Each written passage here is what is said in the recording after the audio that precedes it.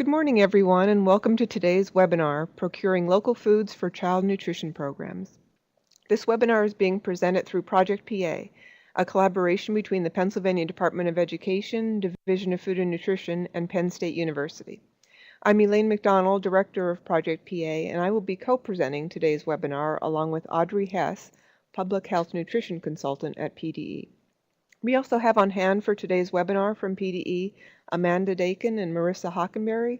Amanda and Marissa are part of PDE's procurement team, and they're here to assist in responding to questions that you might have about today's webinar content.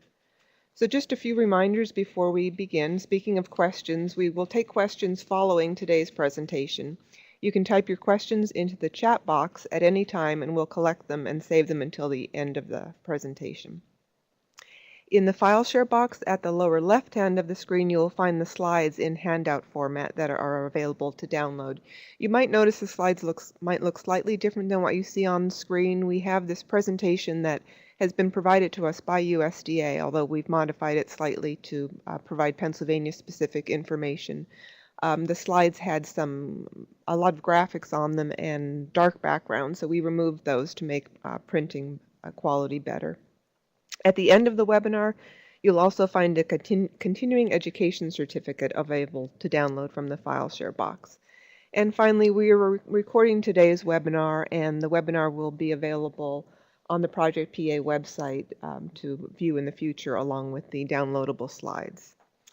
So with that, let's get started. Today we'll be talking about first just general procurement principles and regulations and procurement methods.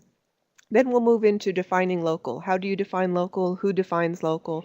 And where can you go to find local products? Then we'll get into the specifics of local procurement and how to do local procurement within those principles and regulations.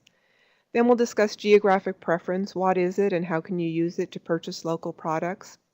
We'll look at some other ways to buy local. And then finally, we'll end with some local procurement resources. So before we talk about local procurement, we need to make sure that we're all on the same page in terms of just general procurement principles and regulations. So why are procurement rules important? Well, they are important to ensure that program benefits and taxpayer dollars are received by eligible schools and children and are used effectively and efficiently with no waste or abuse. Regulations require that all purchases made from the nonprofit food service account, whether wholly or in part, are required to follow federal regulations. So what is procurement? Procurement is the purchasing of goods and services. Now today, because we're specifically talking about procuring local foods, we're talking about procurement of goods, obviously. The procurement process involves first planning, deciding what it is that you want to purchase, how much do you need, when do you need it by. And let me just put in a plug right now. For a new module that we have on the School Nutrition Toolbox site. One of our latest modules is on forecasting, so that covers this first step in the procurement process. Then drafting specifications, describing what it is that you want to purchase, advertising the procurement, so letting potential suppliers know what your needs are, awarding the contract, and then managing the contract. So later we'll spend some time talking about drafting solicitations and specifications to target local, but first we want to cover some 4 key concepts that are involved in any procurement. First, American grown, knowledge of state and local regulations, competition, and responsive and responsible. And we'll talk about each of these in more detail. So first, the Buy American provision.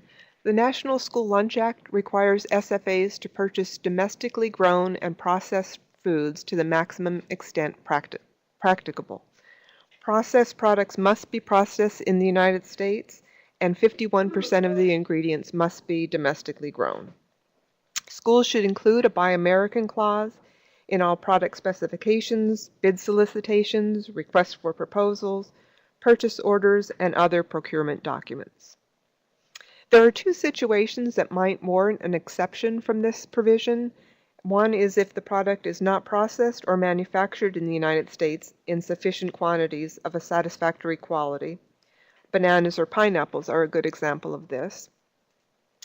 Another exception would be if competitive bids reveal that the costs of a U.S. product are significantly higher than that of a foreign product. Next concept we have is state and local procurement policies. We'll be talking about a lot of federal policies, but schools must be aware of procurement requirements at all levels, federal, state, and local, and are responsible for complying with all policies at all of these levels. In some cases, state and federal regulations may be in conflict with each other. In some cases, there may be state or local requirements or policies, but no federal regulations. Examples of this might be a requirement to have a certain amount of liability insurance in order to purchase from a potential supplier. There are no state or federal requirements for this, but you may have a local requirement. Another example is use of school garden produce in school meals programs. There are no federal or state policies or regulations that prohibit that, but you could have some local policies that prohibit that. Probably the most important of the principles is competition. Competition is essential to ensure the best cost and quality of goods and services. The regulations refer to full and open competition, meaning that all potential suppliers are on a level playing field. Why is competition important? Well, for one thing, price. In a competitive procurement environment, sellers may accept a smaller margin of return on a given sale rather than make no sale at all. And schools may receive more goods or services at a lower price than in a non-competitive environment. Similarly, quality. In a competitive environment, businesses will seek to differentiate themselves in terms of quality and innovation, and each procurement offers an opportunity to consider new and or higher quality products and services. So basically, in the absence of competition, a potential supplier or vendor really has no incentive to offer the best price on a product or the highest quality product. So that is why competition is important. There are certain things that are considered competition killers and are not allowed. One of them would be placing unreasonable requirements on firms. For example, requiring that a firm have over 100 employees. That would not be allowable.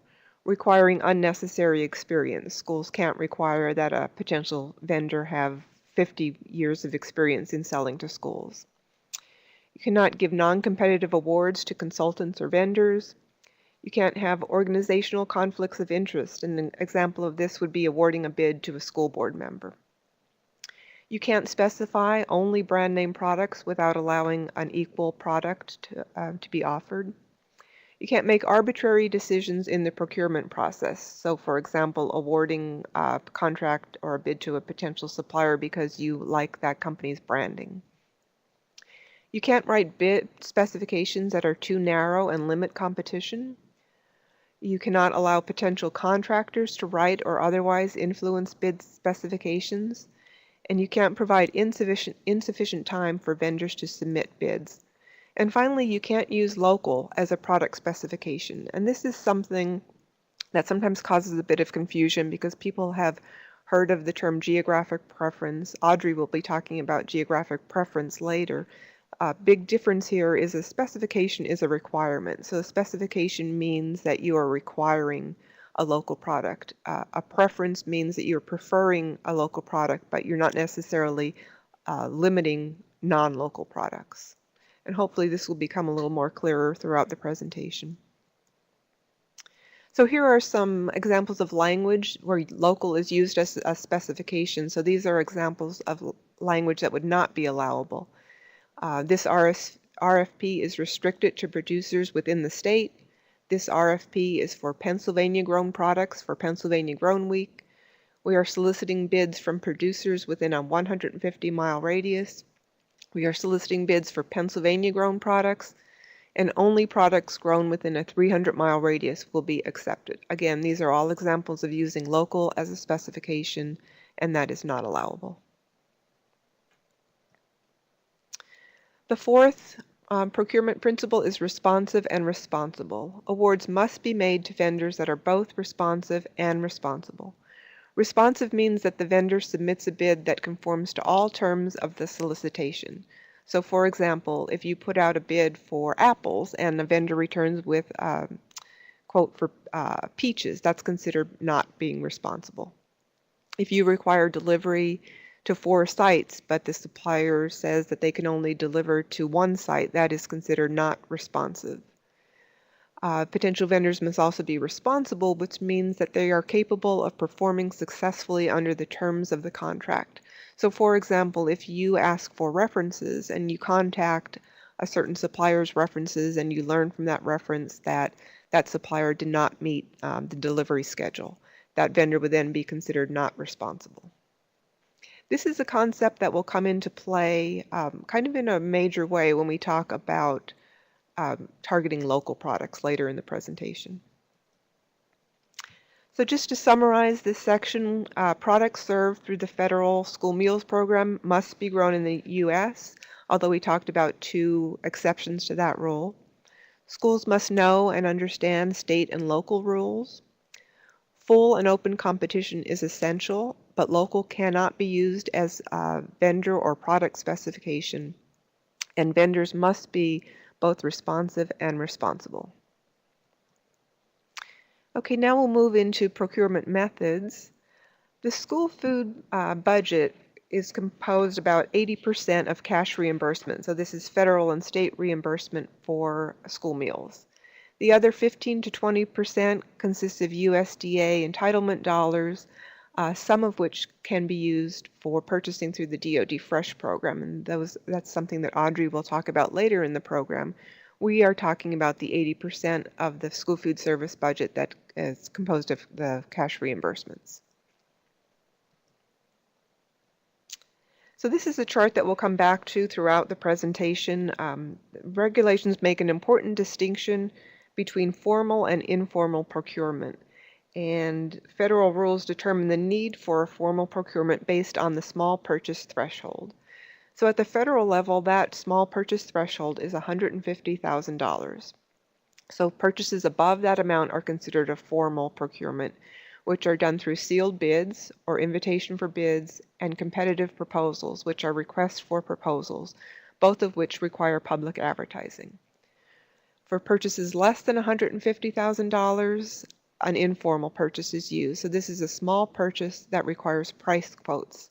And if the purchase does not exceed $3,500, it is considered a micro purchase, which involves just making a purchase and equitably distributing micro purchases among qualifying suppliers. A couple of things to remember. Federal regulations require that all procurement transactions must be conducted in a manner providing full and open competition, even if other entities do not. And state and local regulations may set a lower purchase threshold, imposing more formal procedures, and the most restrictive threshold applies. So I mentioned that the federal threshold is $150,000.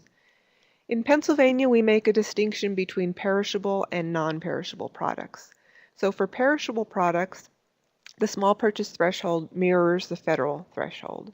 So again, micro purchase is $3,500 or less. It's a non-competitive procedure. Above $3,500 up to $150,000 is informal, requiring at least 3 quotes. Above $150,000 is a formal procedure, requiring sealed bids. And this is, for the purposes of our presentation, since we'll be talking about procuring local foods, we're primarily looking at this purchase of perishable products. But for non-perishables, we follow a similar structure, except the small purchase threshold for non-perishable products is $19,700.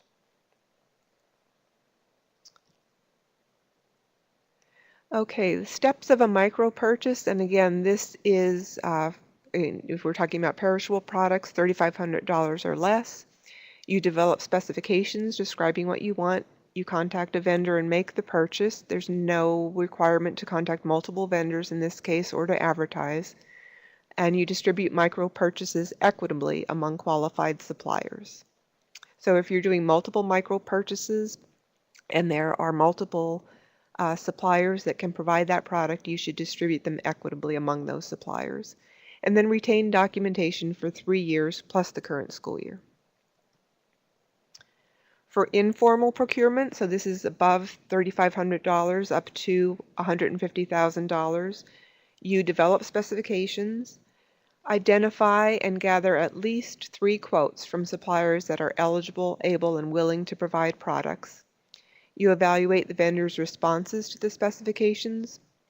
You determine the most responsive and responsible vendor at the lowest price and award the purchase. Manage the purchase and retain documentation for 3 years plus the current school year. Formal procurement for perishables above $150,000, you develop a solicitation. And then step 2, which makes this different than informal procurement, you must publicly announce the invitation for bid or the request for proposal. Evaluate the vendor's responses. Award the contract to the most responsive and responsible vendor at the lowest price. Manage the contract and retain documentation for 3 years plus the current school year. I mentioned 2 types of formal procurement. One is competitive sealed bidding. This is procurement by competitive sealed bidding is done by issuing an invitation for bid or an IFB. This is used when a complete, adequate, and realistic specification is available and when the contract can be awarded solely on the basis of price. We also have competitive proposals. Procurement by competitive proposal is done by issuing an RFP or request for proposal, and this is used when conditions aren't appropriate for a sealed bid, and price won't necessarily be the sole basis for the award. Price will carry more weight than any other criteria, but you might want to look at other things if you're issuing an RFP, such as technical expertise, years of experience, number of years in business, marketing, or other factors. So to summarize this section, we hope that you understand that the small purchase threshold determines whether formal or informal procurement will be used. In Pennsylvania, the small purchase threshold for perishable products is $150,000. Know when and how to use the micro purchase procedures. Know when and how to use small purchase procedures. Understand that there are 2 ways to structure a solicitation under the formal procurement method, and understand the importance of documentation. With that, I'm now going to turn it over to Audrey, and she's going to pick up in defining local and discussing where to find local products. Thank you, Elaine, and good morning, everyone. A common question coming into a local procurement conversation is, what is local? We'll talk about defining local as well as ideas for where to find foods grown locally to your nutrition program.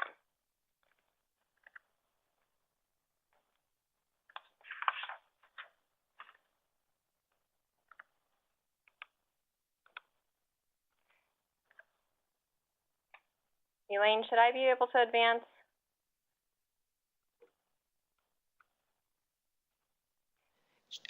Audrey, yes, you should. Don't you have arrows on the bottom of the screen?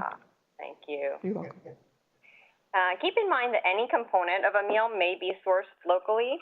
While vegetables and fruits might come to your mind first, local meat or meat alternates, milk, and grains also may be available. Some schools develop entirely new recipes or even menus based on what is produced in their area. Also remember that starting points for incorporating local foods can be taste tests, a Harvest of the Month program, salad bars, as well as local foods as part of the meal or snack menus. It's up to each child nutrition program sponsor to set a definition for local, their particular needs and goals. As a child nutrition program sponsor, consider what you're trying to accomplish. Having specific goals for your local purchasing efforts will help you to craft a definition for local that works in service to these goals. For example, if you're trying to support small-scale producers, you might adopt the definition of local that includes limitations on farm size. Or if you're trying to get as much local product into the meal program as possible, you might prefer to use a fairly broad definition of local. It's essential to have a definition of local, but remember that your definition can change as your program does. Let's look at a few of the most common ways that child nutrition program sponsors are defining local. Local for one sponsor might mean within their county, while local for another might include the entire state and even adjacent states. You may have different definitions of local depending on the season or the type of product that you're purchasing. These examples are from actual school districts. Page County Public Schools in Virginia uses a tiered definition, and when we talk about geographic preference, we'll demonstrate how that tiered definition can work. Their first priority is to source products from within Page County, then from within 90 miles of Luray, and thirdly, from within the state. The Oakland Unified School District in California uses a definition of local as 250 miles in radius from their city. Upper Moreland School District in Montgomery County, Pennsylvania defines local as within the state or within 100 miles of the school district if not in the state of Pennsylvania. So these are just 3 examples. You have the opportunity to set your own definition. If you would like to know where to look for ideas on what is in season at what time of year in your community, there are numerous places to turn. Observing what is available at the farmers market at different times of year can give you clues. Penn State Extension can provide information about local seasonal products. The USDA Census of Agriculture reports quantities of many agricultural products, and you can search by state or even break it down by county.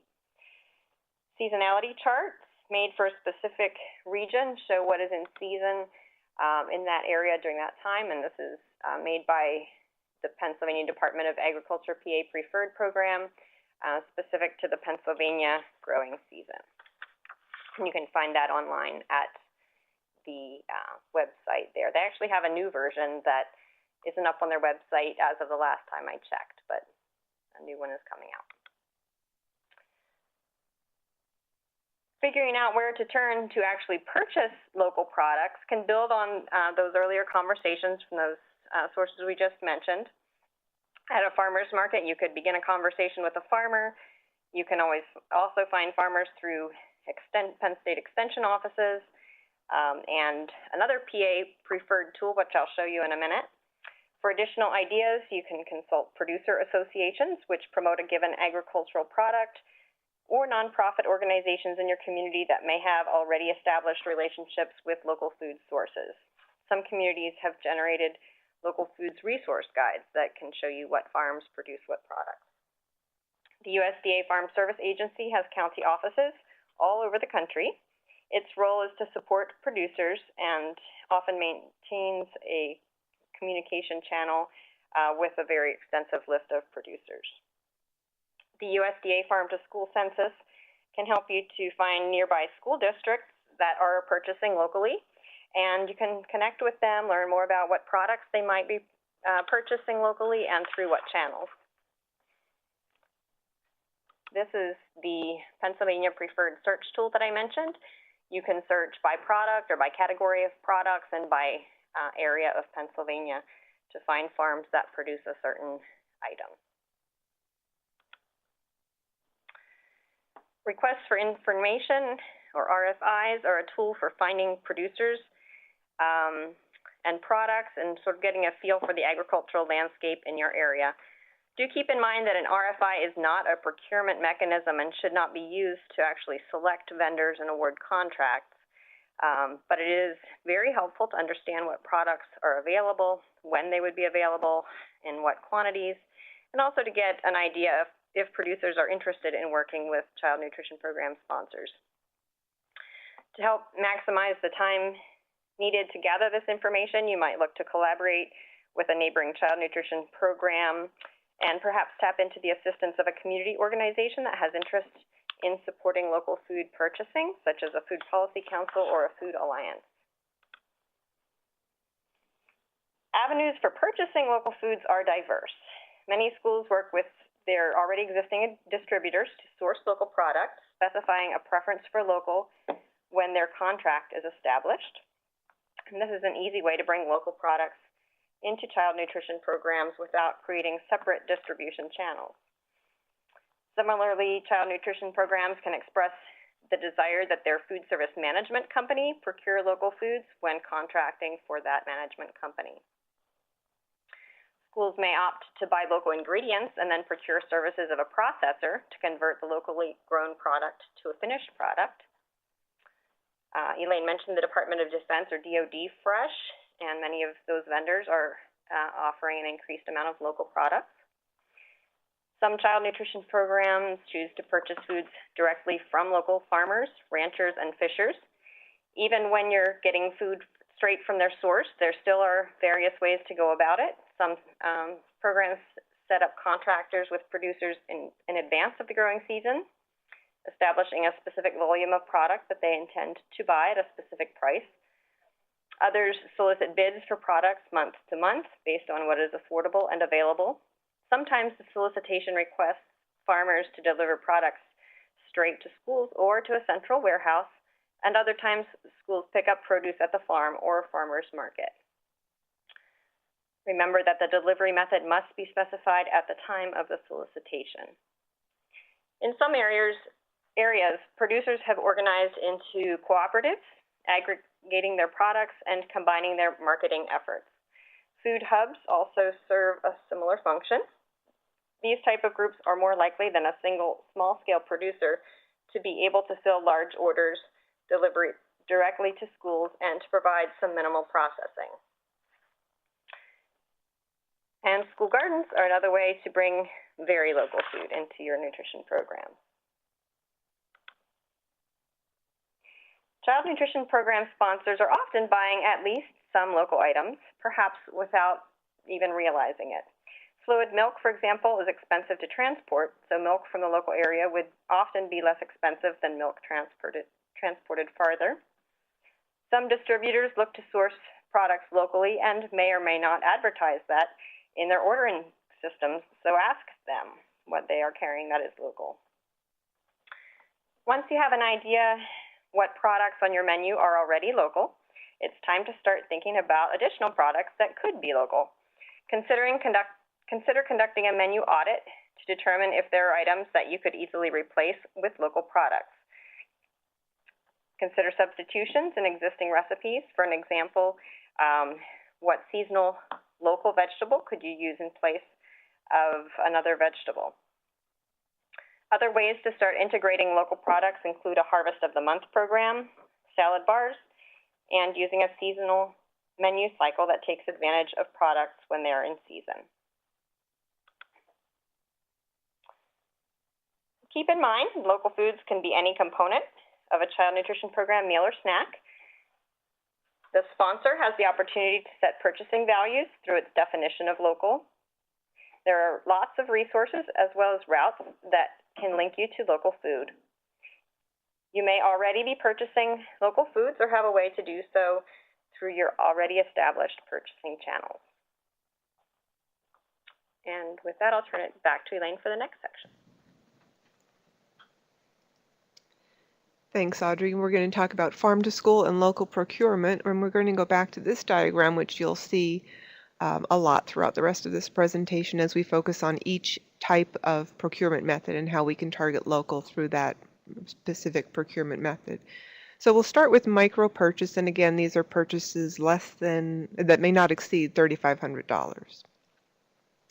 So in this case, you would, it's the simplest method, you would purchase the product, document the transaction, and then assure that micro purchases are equitably distributed. And as I mentioned earlier, if you're making multiple micro purchases and there are several qualifying suppliers, you should equitably distribute those purchases among those qualifying suppliers. In the case of a micro purchase, there's no need to solicit quotes if the SFA considers the price reasonable. So let's take a look at some examples of whether or not a micro purchase is allowable or not in some cases. First, we have Active Kids After School Care wants to celebrate Farm to After School by serving local produce as part of their snack program. The program operator purchases fresh strawberries and spinach from Fresh Foods Farm on June 1st, 2017. The total cost of the purchase is $1,800. So do you think that is an allowable micro purchase or not? Well, the answer is yes. As long as the program operator has equitably distributed all previous micro purchases and determines the price is reasonable, this is allowable. Summer Fun Meals program serves lunch at eligible community gardens, where they often have guest speakers from the 5 nearby farms teach students about the various fruits and vegetables they grow. This year, they've decided to purchase local foods from one of those farms, Hometown Produce. They bought $1,000 worth of greens in June, $1,400 worth of berries in July, and $1,000 worth of stone fruit in August. What do we think about that? Is that allowable? No, this is not. In this example, we're going to assume that the other 4 nearby farms are also able to meet Summer Fun Meals program needs. Therefore, this is not allowable since Summer Fun did not equitably distribute the purchases. If Hometown Produce is the only vendor able to provide the requested items, then this may be allowable, assuming the price is reasonable and the transaction is below $3,500 and previous micro purchases were equitably distributed. Okay, Growing Minds Preschool utilizes micro purchases for their Michigan Mondays campaign. Each week, the center purchases Michigan-grown products from nearby small and medium-sized farms. Each purchase is approximately $1,500. In the last 3 months, they have made 10 micro purchases from 8 different farms. While attending an annual CACFP administrative meeting, another provider mentioned that micro purchases are reserved for emergency situations and that there is a limit to how many micro purchases an operator can make in a year. Can Growing Minds utilize micro purchasing for the next Michigan Monday? Well, while this is technically allowable according to federal regulations, it may not be the best procurement method. Micro purchases, although they're allowable, they're not required. So in this case, it might have made more sense to combine micro purchases into a formal or informal procurement specifically designed for this Michigan Monday campaign, and that might result in better budget and administrative outcomes.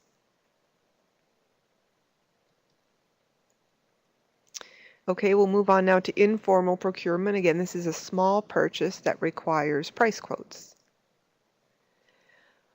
We talked earlier about vendors needing to be responsive and responsible in order to be considered. Well, you can use in a micro purchase, informal purchase, or formal purchase specifications and requirements that target local products to determine whether or not the supplier is responsive and responsible. So some examples of this are requesting a particular variety unique to the region. So for example, if you know that wine sap apples are unique to the region, you can write a specification for wine sap apples in particular. You can have some requirements around freshness, for example, requiring delivery within 24 to 48 hours. And this would provide a dual purpose. First of all, it would ensure that you're getting a very fresh product, but it would also limit it to local providers in most cases. There are some criteria that you can include that might not necessarily target local as much as just reflect some value that you might have in your purchasing process, such as maybe wanting to target a certain size of farm, small to medium-sized farms, looking at certain types of farm practices or harvest techniques. Maybe you want only farms that use hand harvesting. You can look at crop diversity, requiring farms that have a certain number of different crops that they grow. If you are working through a distributor, you might require origin labeling. So you might require that they are able to specify the farm or the county of origin on the product that they're providing. Another example is ability to provide farm visits or class visits. You could require that the supplier is able to either host field trips to their farm or come to your school to do class visits, classroom visits, or assemblies. So that is going to make it much more reasonable for a local vendor to be able to provide that than a non-local vendor. Other things to consider when writing solicitations to target local products are to be flexible. One thing you might want to think about is what grade of product do you need? Do you necessarily need the highest grade or the highest quality product? Or can you allow for some cosmetic damage? Is it something that the students are even going to notice? And that way you might, in addition to getting a local product, you might even be able to get a less expensive product. Don't include unnecessary requirements. So if normally when you're having delivery of produce you require a refrigerated truck, but you're writing a specification for apples, you might not necessarily need that to be the case, and that might open the specification or the solicitation to a local vendor who does not have a refrigerated truck. You also want to consider what a vendor new to the school food market might not know. We have heard of examples, for instance, of food service directors purchasing lettuce from local farms and receiving that lettuce unwashed. So a local vendor might not necessarily know your needs and that you need that product to arrive washed. So you might want to make clear your food safety needs. Also, if you require a uniform size product, you might want to make that clear to the vendor so that they're aware that that is one of your requirements.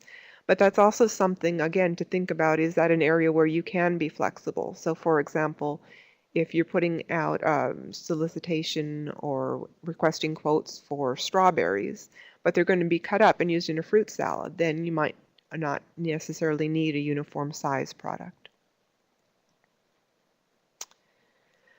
Okay, let's take a look at some product specifications. So this is a general specification for Granny Smith apples, U.S. Fancy, 5 185 count boxes per week for September through December.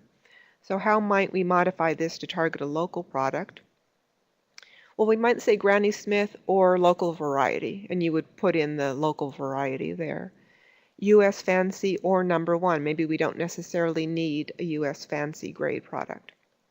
And then you can say that you prefer 5 185 count boxes per week, but you're willing to consider other pack sizes.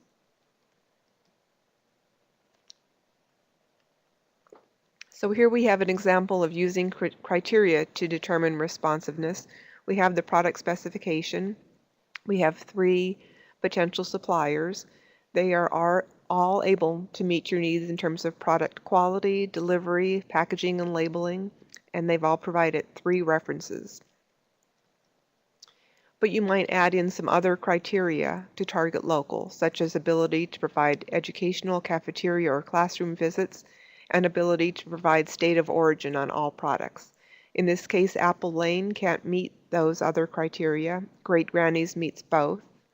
And Fred Fuji's can provide state of origin, but cannot be involved in educational, cafeteria, or classroom visits. So in this case, only Great Granny's is responsive. Informal procurement is sometimes referred to as 3 quotes and a buy. So in this case, we have the specification for green apples, U.S. Fancy or number one, and we have some flexibility in terms of pack size. And we have 3 responses from potential vendors. So in the case of informal procurement, again, you don't need to advertise. So one strategy that you can use to target local products, in this case, is by only contacting local vendors. That's allowable, assuming that there are an adequate number of local vendors who can meet your needs. SFAs cannot arbitrarily divide purchases to fall below the small purchase threshold. However, in some instances, characteristics of a product might justify the need to separate it from the overall food procurement.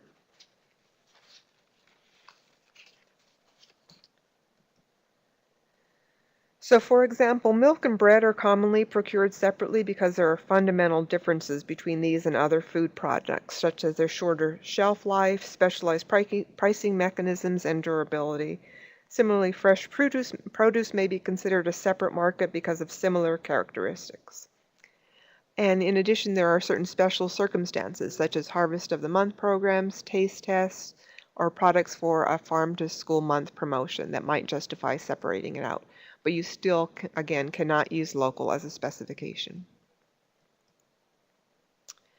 So now we'll move on to formal procurement.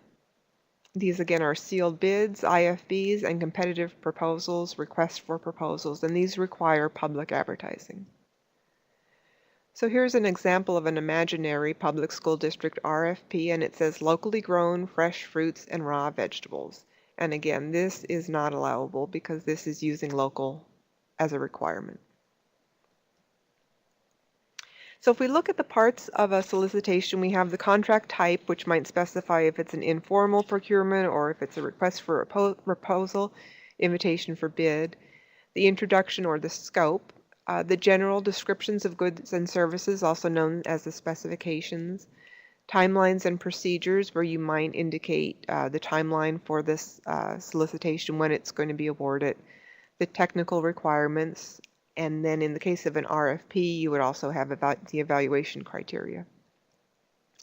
So there are several places where you can target local products in formal solicitations. First, you can define farm-to-school program in your introduction, and then we've talked about using product specifications and additional requirements, such as specifying a particular variety, requiring delivery within 24 to 48 hours, requiring origin labeling. And then you can also use evaluation criteria in an RFP. So you can include your desire for local in the introduction, a school's interest in purchasing local products, and the broader context of its farm-to-school program can be expressed in the introduction to a solicitation. But remember, a school may not specify that it wants only local products. A school may indicate its desire to serve local products and emphasize the importance of its farm-to-school program.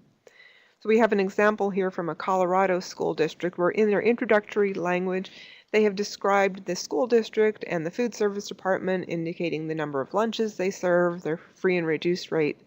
But then they've also added the department works to connect K through 12 schools and local food producers to improve student nutrition, provide agriculture and nutrition education opportunities, and support local and regional farmers.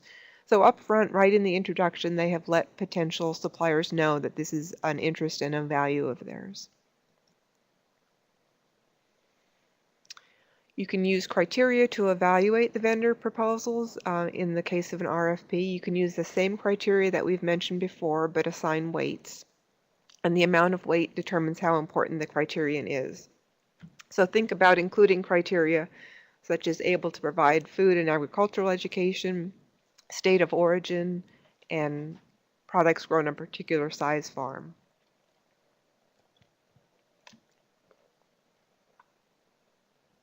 So we have here an example of using criteria in an RFP.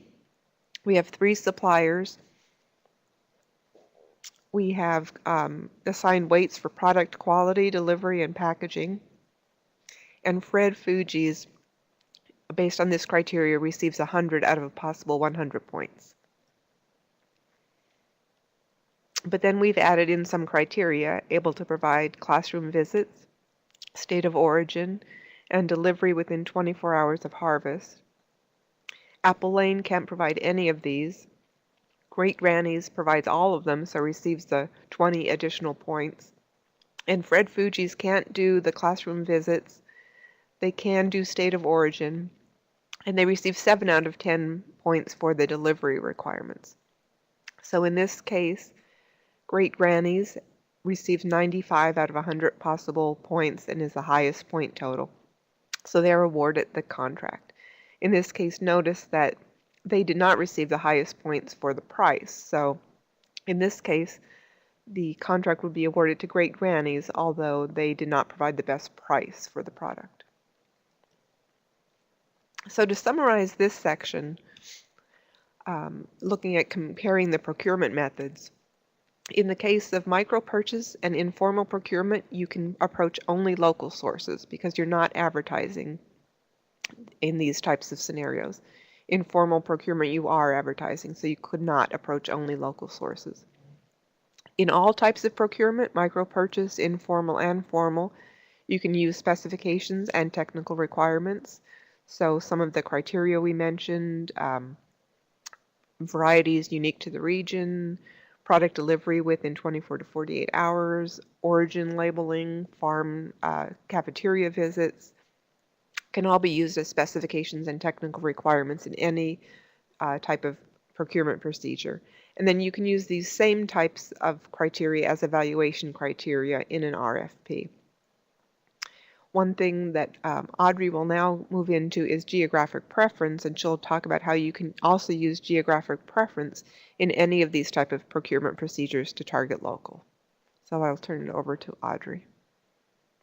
Thank you, Elaine. Now that we've looked at those basic procurement methods, as Elaine mentioned, we'll look at a tool that can be applied to those different methods for certain products. So what is geographic preference, or why is this important? Essentially, the Code of Federal Regulations makes it clear that unless there is a specific exemption, a geographic preference could not be used. In the 2008 Food Conservation and Energy Act, also called the Farm Bill, Congress directed the Secretary of Agriculture to encourage institutions receiving funds under this act and the Child Nutrition Act of 1966 to purchase unprocessed agricultural products, both locally grown and locally raised, to the maximum extent practicable and appropriate. So this effectively created the needed exemption from what was on the prior slide. So after that act was passed, it was up to USDA to create regulations that further clarified the language in the act.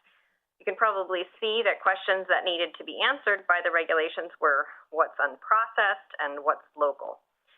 Of course, Food and Nutrition Service has an ongoing need to provide guidance and technical assistance regarding its regulations.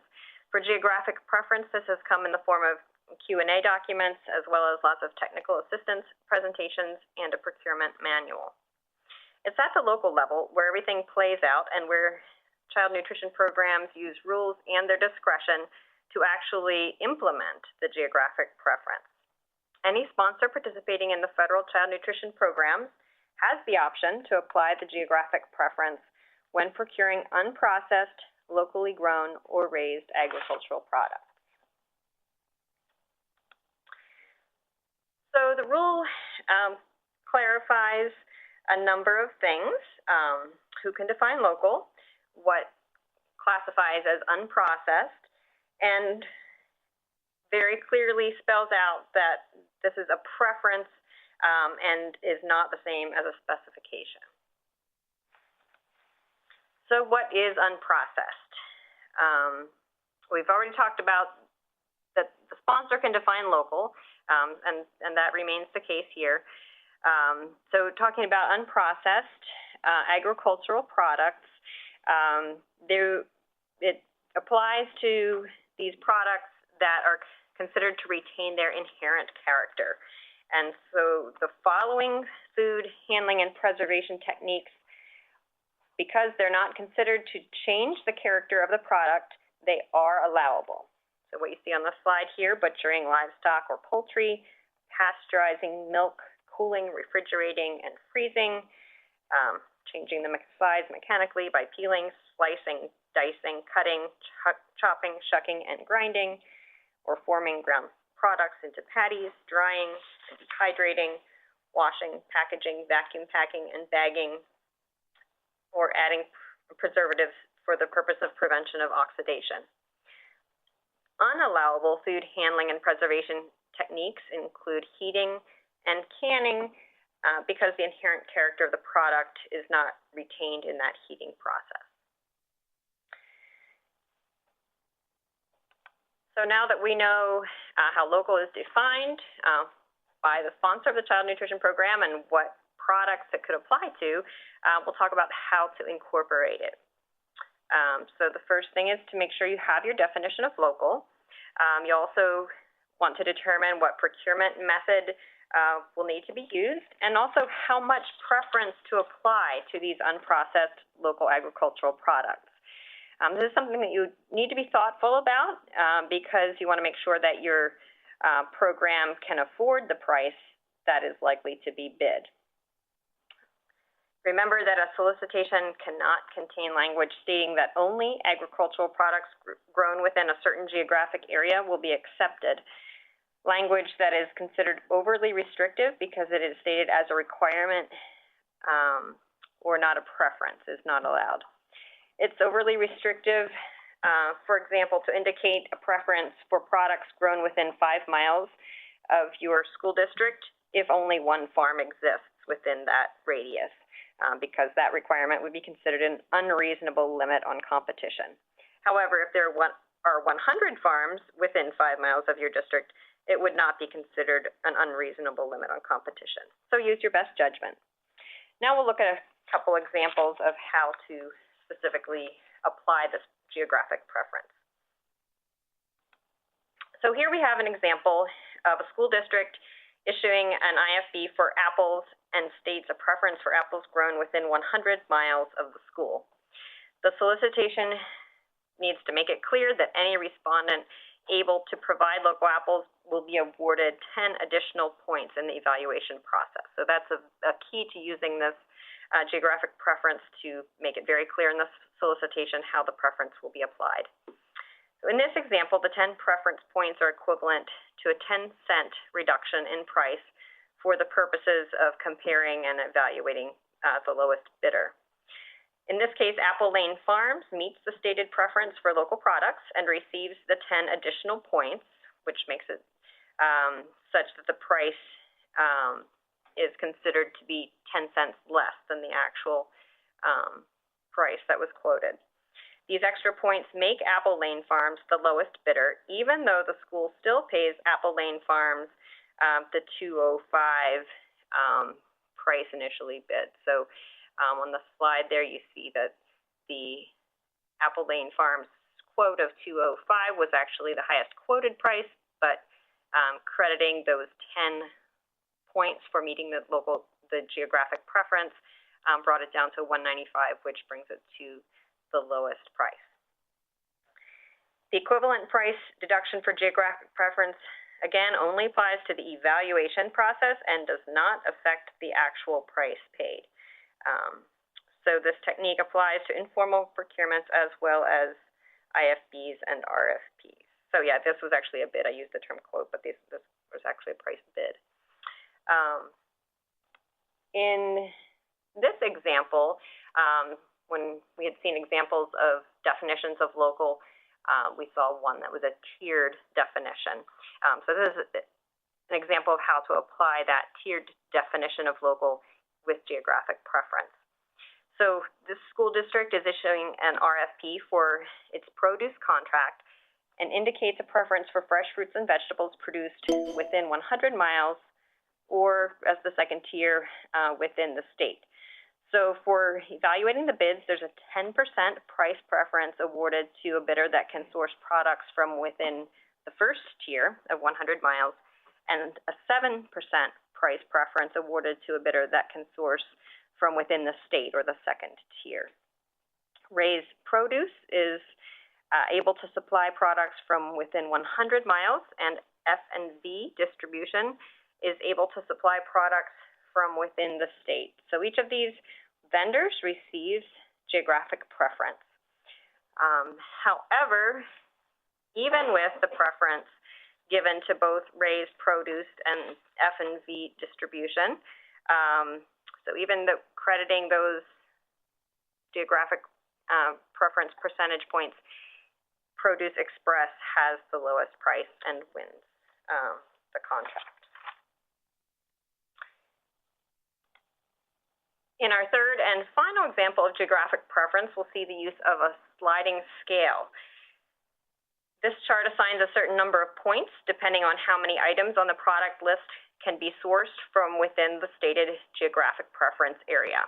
10 preference points will be awarded to vendors able to provide over 70% of the requested items from within the state, 7 points for 50 to 69% from within the state, and 5 points for 25 to 49%. So in this case, points for local sourcing will be included along with other evaluation factors. Based on the responses from potential vendors, determine the amounts of the sponsor would determine the amount of points the vendor receives. So clearly, showing this chart in the solicitation makes sure that vendors who are bidding are aware of how this geographic preference will be applied and make sure that it's not arbitrary.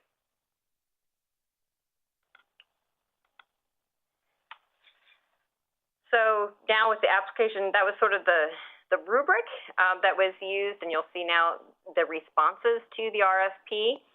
There are a number of factors in addition to the price that can contribute to the points awarded here. Reductions in price are not the only way to confer preference to local products, so we'll see some of the same things that Elaine mentioned that can be used in an RFP even without geographic preference. So technical expertise, past experience, years in business, marketing, as well as requiring farm visits, showing the origin of the farm on the invoice, or providing farm information for cafeteria or classroom education. When factors other than price are included in the selection criteria, awards must be made to the responsible firm whose proposal is most advantageous to the program, with price and other factors considered.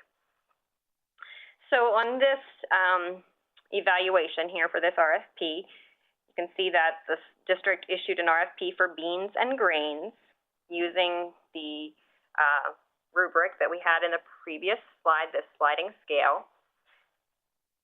Points for local sourcing are evaluated along with other factors. So in this example, Paula's Pulses is able to source 75% of their products within the state, earning them 10 points in the scoring process in the local product category. Gary's Grains can source 55% of the products from within the state, which earns them 7 points. And Lori's Legumes is unable to guarantee any products from within the state, so did not receive any points in that local preference category. So after all the points in all the categories are totaled, Gary's Grains would win this contract. In this section, we've covered what geographic preference is and a few ways that it might be applied. Please remember that geographic preference is a preference and not a specification, and that it's just one tool for purchasing local products. Now we'll talk about a few additional topics related to bringing local products into child nutrition programs. About 15 to 20% of food served through the National School Lunch Program comes from USDA foods. Every dollar's worth of donated USDA foods used in a school menu frees up money that a school would otherwise have to spend on commercial food purchases. As school districts face ever-tightening budgets, USDA foods have become a valuable resource to help keep local food service budgets in the black. Especially important in this regard is the federal government's large volume purchasing power, allowing the procurement of food at a lower unit cost than if a school were purchasing it on its own. Many child nutrition program directors have begun combining USDA food products with local products to make a cost-effective menu item. For example, consider combining local lettuce with USDA Foods smoked deli turkey and whole wheat tortilla to make a wrap. You might not think of USDA foods as locally grown products, but remember that USDA foods are 100% American grown, so every available product is local to someone across the country. This slide shows products that have been purchased from each region for USDA foods in the last few years. This is a pattern, but changes somewhat year to year. In fiscal year 2016, some items purchased from Pennsylvania for USDA foods were canned applesauce, canned from dried beans, chicken, canned tomato products, frozen mushrooms, cheese, and eggs. The Department of Defense contracts with more than 45 produce vendors across the country for fresh fruits and vegetables. Each DoD fresh vendor updates its online fresh fruit and vegetable order receipt system catalog for their region on a weekly basis and marks locally procured products.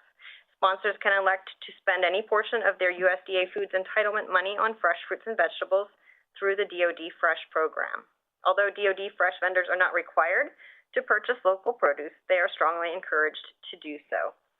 Let your DoD Fresh vendor know that you are looking for local products.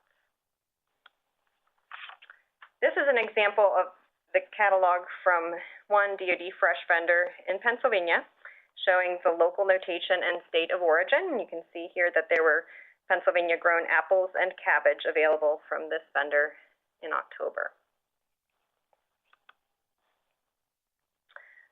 Technically, a forward contract is any contract established in advance of when the product is delivered. In the context of local procurement, it often refers to a contract or agreement established with a farmer in advance of even the growing season. A school does not pay until delivery.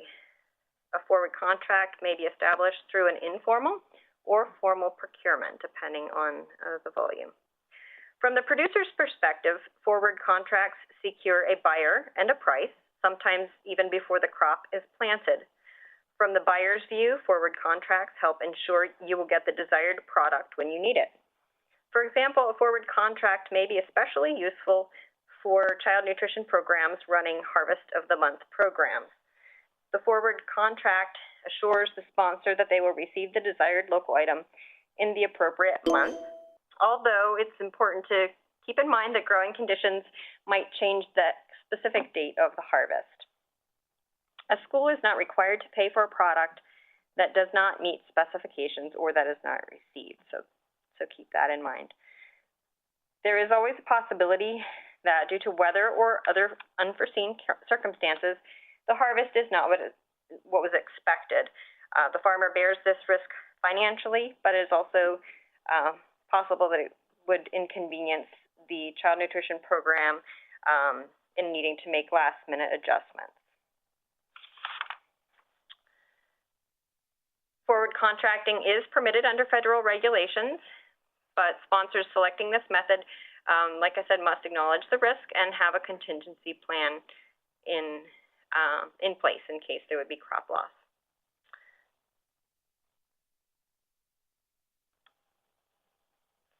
A food service management company is any organization, whether commercial or nonprofit, that contracts with the school food authority to manage any aspect of the school meals program. Districts use formal procurement to procure a food service management company. As with a distributor, a district may include preferences for local products in the solicitation process for the management company. That way, the company's responsiveness to the request for local products can be evaluated during the selection process. It's necessary for schools to include in their solicitation details about how and when they wish to have local foods purchased and how local foods should be used in the provided meals. But food service management companies are seeking strategies to distinguish themselves from competitors as a way to garner business in a highly competitive market. Offering a diverse array of local suppliers in their purchasing profile is one way these companies can stand out from their peers. Districts should keep in mind that while an FSMC may be willing to source locally, the individual involved may not be aware of local growers and producers. So that could be a role that districts play to help the companies connect with local growers and producers to help find local foods. Child nutrition program sponsors may receive donated foods from a variety of sources. Suppliers may donate extra produce at the end of a harvest, or producers may collect leftover crops after their fields have been harvested, a process referred to as gleaning. Donated foods must conform to the same food safety standards as purchased products. It's recommended that schools review and document food safety practices, such as good agricultural practices of producers, before accepting gleaned products. Remember to inquire about the freshness, shelf life, and refrigeration before accepting the product. The child nutrition program sponsor should also be sure to record the amount of donated food in its accounts to assure transparency and avoid any possible accusations of impropriety.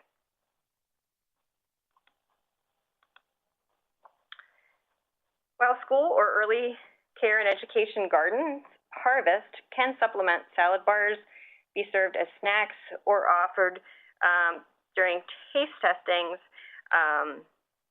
they're not on a larger school setting, producing large volumes to be part of the main menu item, but in some cases, schools are growing their gardens to that scale. As Elaine mentioned, there are no federal regulations either related to procurement or food safety that prohibit sponsors from using garden produce in their child meal programs. Sponsors are encouraged to connect with their local health departments to ensure that their garden meets any local food safety regulations. The sign that you see here on this slide is what Upper Moreland School District displays on their serving line when a school garden food is featured.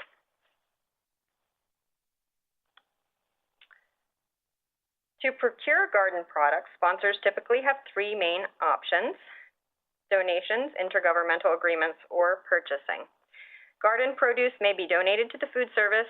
In this instance, no procurement would need to take place. Sometimes sponsors purchase the inputs for the garden, such as seeds and tools, using procurement methods that apply: micro purchase, small purchase, or sealed bids or competitive proposals. And then the produce is donated to the cafeteria at harvest. Many districts have begun developing interdepartmental agreements with the school garden or school farm to purchase products from the garden. This option is most relevant when the school or district itself, a department within the district, or another state or local government agency that wishes to sell produce operates the school garden. And lastly, sponsors can purchase garden produce. In many cases, the purchase may be below the micro purchase threshold. In other cases, the purchase may be above that threshold, but below the small purchase threshold, so that the sponsor can request quotes from the garden manager and compare to other sources. A portion of nonprofit school food service funds can be used for garden supplies, materials, and staffing, provided that the produce is then used within the context of the child nutrition programs. And you see here the USDA fact sheet that provides information about school gardens, as well as USDA memos that address school garden expenses.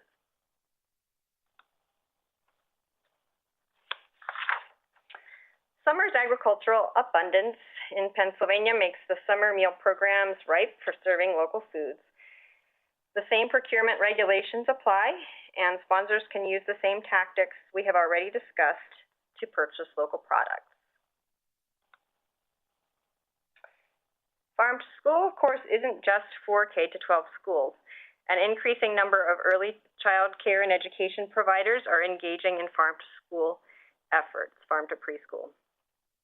When buying food for the child and adult care food program, the federal procurement rules differ for institutions versus facilities. An institution is a sponsoring organization which enters into an agreement with the state agency to assume final administrative and financial responsibility for the program. A facility is a sponsored center or family daycare home that does not enter into a direct agreement with a state agency. With regard to procurement, institutions must follow federal regulations even when using non-program funds to purchase meals. Facilities are not required to follow federal procurement regulations. However, conducting competitive procurements is encouraged. If the dollar value of product the center purchases is large enough, the sponsor should employ the same formal procurement practices described earlier to target local. In many early child care settings, purchasing volumes are small, allowing providers to purchase local items from a farmer's market or community-supported agriculture through informal procurement or even micro purchases. Edible gardens are perfect for smaller amounts of produce and offer endless opportunities for hands-on education for children as well as for family engagement. Fun, kid-friendly foods to start with include snap peas, carrots, lettuce, herbs, and cucumbers. Now that we've covered many mechanisms to buy local products, let's look at a few places you can go to find more information. This slide lists some of the most helpful procurement and geographic preference resources. The Transition to and Implementation of 2 CFR Part 200 Q&A memo answers questions regarding general requirements and procurement standards, while also addressing common questions related to appropriate micro-purchase procedures. The Geographic Preference Q&A memos are valuable in answering some specific questions that Food and Nutrition Service from USDA has received on the final rule. Although the regulations themselves may be dry, the procurement standards are the foundation of this entire training. In order to apply these principles, it is important to have an understanding of the regulations. As mentioned throughout this training, the federal regulations are just one piece of the rules that govern the school meals program. Schools need to be aware of state and local procurement regulations and guidance. You can start by working with your district's procurement office or state agency. FNS has worked with the Institute of Child Nutrition to create an online training focused on procurement. It's quite comprehensive, and if you're interested in learning more about procurement regulations, this is a good first stop. Sponsors of school nutrition programs in Pennsylvania can, as well as CACFP, can access procurement information on the PAIRS online system in download forms. And as Elaine mentioned, the School Nutrition Toolbox website has lots of training resources, including a brand new procurement module, which includes a very nice section on local procurement.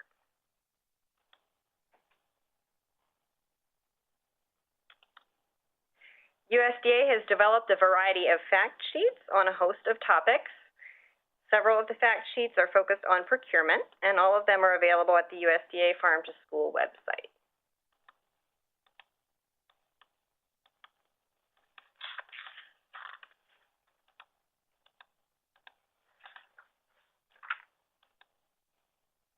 The Procuring Local Foods for Child Nutrition Programs guide covers all of the information covered in this training, plus examples and excerpts from real solicitations. You can find the electronic version of this guide, as well as the fact sheets and the Local Foods webinar series at the USDA FNS Community Food Systems Procuring Local Foods webpage. Sign up for USDA's Farm to Child Nutrition e-news for updates and best practices. You can see the link on this slide. The Food Nutrition Service Office of Community Food Systems houses the USDA Farm to Child Nutrition team. Each of the 7 regional offices has a full-time staff member acting as the Farm to School Regional Lead. Regional leads are available to provide farm to school related policy guidance and interpretation, and to help state agencies and local agencies in their region integrate local products into the child nutrition programs that they already operate. Tegan Bernstein, whose name and email you see, is the regional lead for our Mid-Atlantic region. Thank you so much for your time and interest. We're excited that more and more child nutrition programs are buying local products. Please use this knowledge in your community to help connect children to local foods. And I know that we've run tight on time, but I think that we are going to take a look at least some of the questions here before we completely end. Okay, thanks, Audrey. And if anyone does need to leave early, I just want to point out that the webinar certificate is now available to download from the file share box. So we'll move on to questions. First one is, we are in southwestern PA. Can I purchase milk from an Ohio dairy? Local dairies send their milk there. So as the SFA, it's up to you to define local. So many SFAs located near a state border may use a mileage radius that may encompass product from a neighboring state.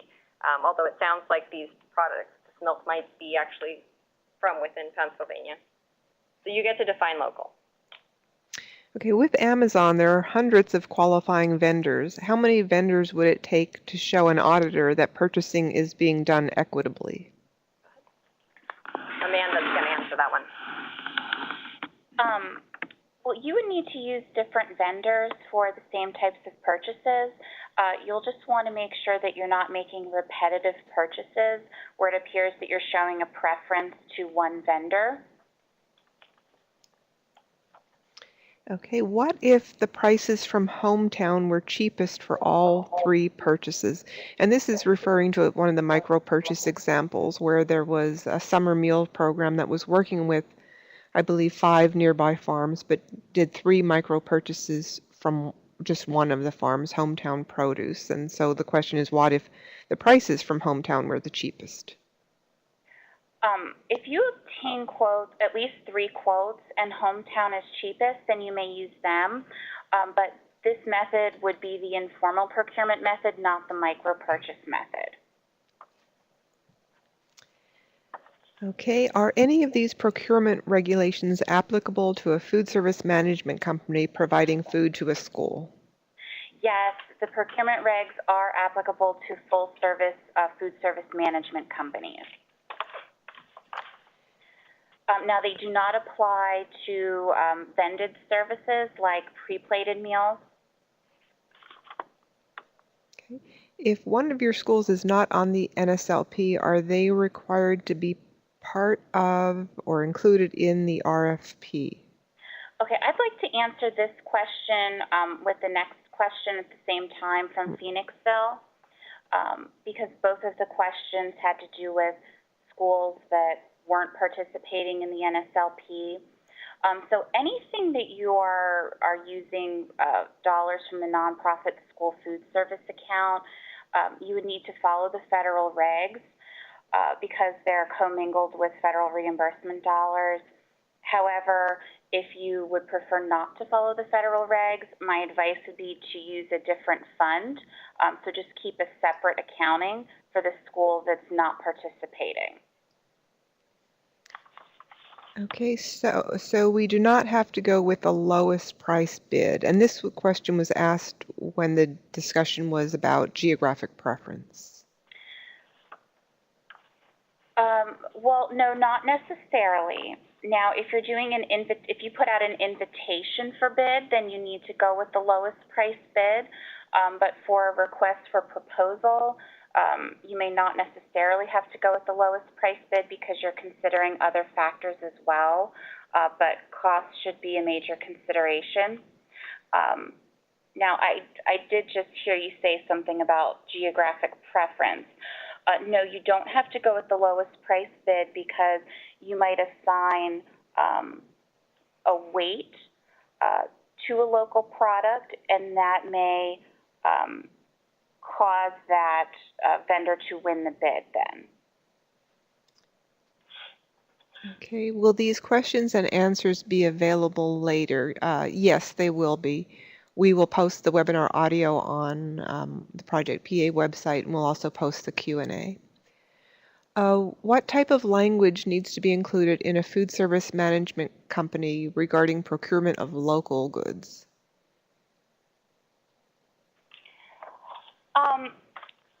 When you're writing a request for proposal and you have a preference to, let's say, you want to procure local foods, you can write that in your section Q that you would like, let's say, you'd like to use as many local foods as possible, or a certain percentage minimum of local foods.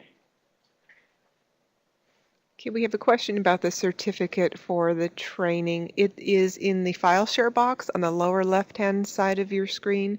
The slide handouts are available in that file share box, and the second document that says Procurement Webinar is the certificate for today's webinar. Could we go back to the first question regarding Amazon? Sure. You have something to add to Sure. that? No, I just wanted to clarify, and I think Amanda did a great job, but Amazon is considered a vendor, not the items that they're selling. So Amazon is one vendor, that is one quote. Then you'd have to go to another vendor to get another quote. It's not repetitive purchases on Amazon. That is not allowable. Okay, it doesn't look like we have any other questions at this point, so I guess we will wrap up. Thank you all for joining us today for today's webinar. Again, the audio will be posted on our website along with the Q&A and the handouts. And don't forget to download your certificate from the file share box. If anyone's still having a problem finding that, please let me know. Thank you.